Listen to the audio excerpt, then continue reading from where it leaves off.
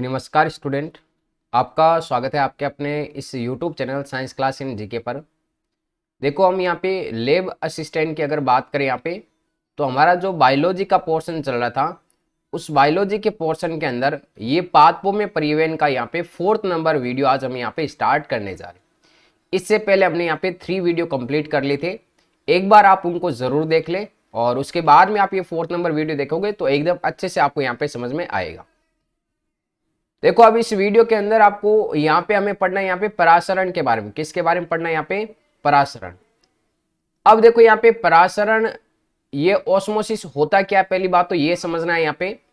तो पहली बात तो यहाँ पे परासरण के अंदर होगा क्या, तो परासरण के अंदर यहाँ पे ध्यान में रखना कि जो जल के अणु होते हैं, इन जल के अणु का क्या होता है यहाँ पे? विसरण। जल के अणु का क्या होता है इसमें? यहाँ पे विसरण होता है। फिर नेक्स्ट पॉइंट आपको ध्यान में रखना है यहाँ पे परासरण के अंदर ही कि इसमें आपके जो अणु होते हैं वो आपके अर्ध पारगम्य झिल्ली के आर पार जाते हैं। अर्ध पारगम्य झिल्ली के आर पार आपके जल के अणुओं का विसरण होता है, तो उसे हम क्या कहते हैं यहाँ पे? परासरण कहते हैं। कैसे सर? तो आइए हम एक उदाहरण के थ्रू इसको समझ लेते हैं यहाँ पे। जैसे कि हमारे सामने ये एक है यहाँ पे बीकर, इस प्रकार से हमने बना लिया यहाँ पे बीकर, और इस बीकर के यहाँ पे बीच में हम यहाँ पे बना लेते हैं अर्ध पारगम्य झिल्ली। ये हमारे सामने अर्ध पारगम्य झिल्ली है, ठीक है। अब इस बीकर के अंदर हम यहाँ पे भर देते हैं जल। ये लो सर, हमने यहाँ पे जल डाल दिया। एक बार इसको कंप्लीटली दोनों तरफ से हमें यहाँ पे जल डाल देना है, दोनों के अंदर पानी डाल देना है बराबर मात्रा के अंदर। ये लो सर, हमने यहाँ पे वाटर डाल दिया। अब देखो नेक्स्ट बात यहाँ पे, अब इस जल के अंदर हमें यहाँ पे कुछ विलेय पदार्थ मिलाना है। क्या मिलाना है? विलेय पदार्थ। तो ये लो, हम यहाँ पे रेड कलर से इसके अंदर यहाँ पे विलेय पदार्थ मिला देते हैं। ये लो, हमने यहाँ पे विलेय पदार्थ मिला दिए। इसके अंदर हमने यहाँ पे ये विलेय पदार्थ मिला दिए। तो अब जैसे यहाँ पे विलेय पदार्थ मिलाए हैं हमने, तो इसकी सांद्रता क्या हो जाएगी यहाँ पे? ज्यादा।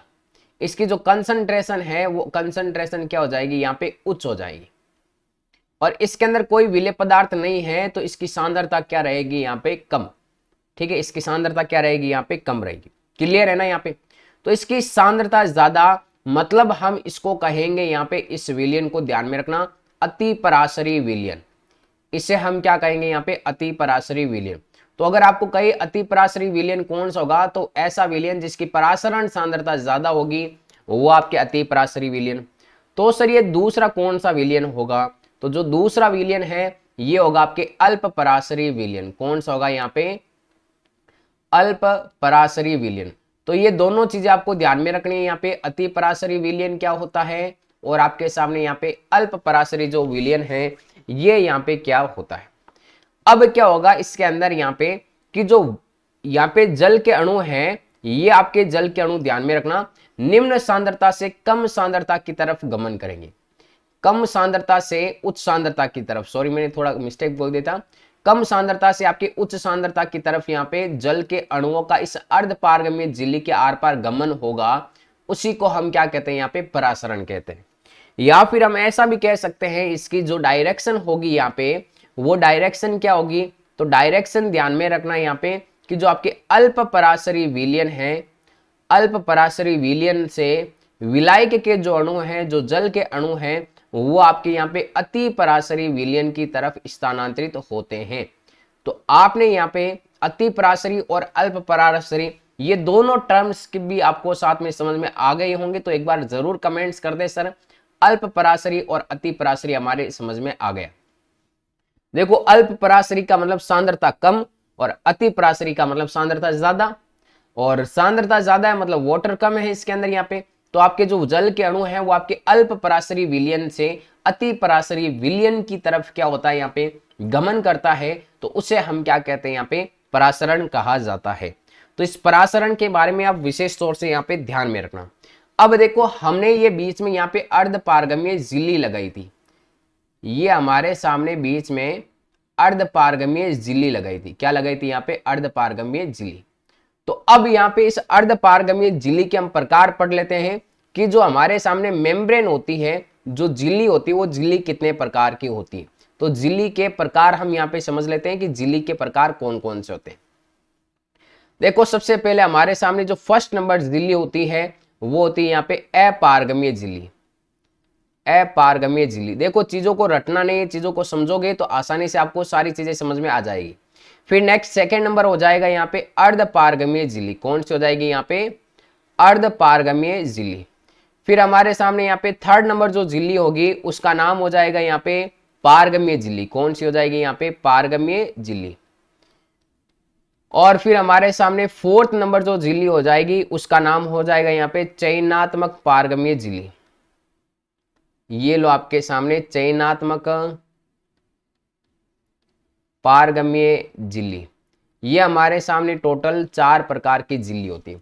सबसे पहले अपारगम्य झिल्ली का मतलब भी क्या होगा? तो अपारगम्य झिल्ली का मतलब ऐसी झिल्ली जिसके आर पार कोई भी पदार्थ आर पार नहीं जा सकते, वो आपके अपारगम्य झिल्ली। अर्धपारगम्य झिल्ली का मतलब होगा कि सिर्फ और सिर्फ आपके यहाँ पे जो विलायक है, जो जल के अणु है, वो आर पार आ जा सकते हैं झिल्ली के आर पार। फिर नेक्स्ट यहाँ पे पारगम्य झिल्ली का मतलब, तो पारगम्य झिल्ली का मतलब कि इसमें से आपके विलायक के अणु भी जा सकते हैं और इसके अलावा विलय के अणु भी यहाँ पे गति कर सकते हैं, तो वो आपके कौन सी कहलाएगी? पारगम्य। पार का मतलब पार है किसी के लिए भी, अर्ध का मतलब आधे के लिए पारगम्य, आधा कौन सा? विलायक के लिए। और चयनात्मक पारगम्य मतलब आपके कुछ सिलेक्टिव पदार्थों के लिए पारगम्य होती है। तो इसमें ध्यान में रखना, विलायक के लिए तो आपके पूर्ण रूप से ये पारगम्य होती है, लेकिन विलय है उस विलय के कुछ अणुओं के लिए या फिर कुछ चयनात्मक या कुछ चयनित पदार्थों के लिए ये आपके पारगम्य होती है। तो उस कारण इसको हम यहाँ पे क्या कहते हैं? चयनात्मक पारगम्य झिल्ली कहा जाता है। तो यहाँ पे आपके परासरण के बारे में ध्यान में रखना है, झिल्ली के प्रकार है ये आपको ध्यान में रखने हैं। बाकी देखो इसमें स्लाइड प्रॉब्लम होने के कारण अब की बार ये जो वीडियो इतना ही मिलेगा आपको।